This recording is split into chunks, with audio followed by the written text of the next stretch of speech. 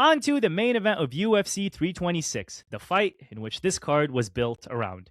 A rematch between Charles Oliveira and Max Blessed Holloway. Obviously, in the first fight, we saw Oliveira get injured and the fight was never able to be finished, and Max Holloway got the victory.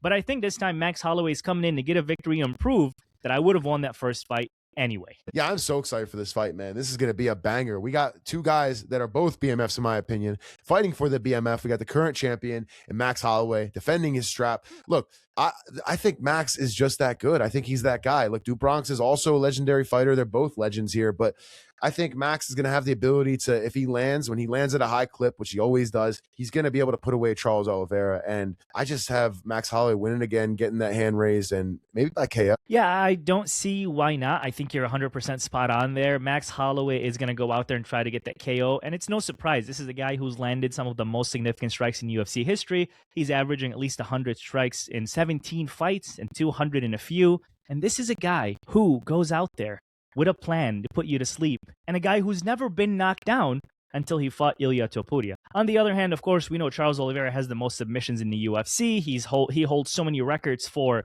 how many bonuses he's got. So it's two guys that hold records across the company going head-to-head for the BMF title. So deservingly so, both of them are BMFs. I just think Max Holloway is going to edge him just a little and be able to get that knockout, especially after we saw what happened with Charles Oliveira and his fight against Topuria, where as soon as Topuria was able to connect a power shot, Oliveira went down.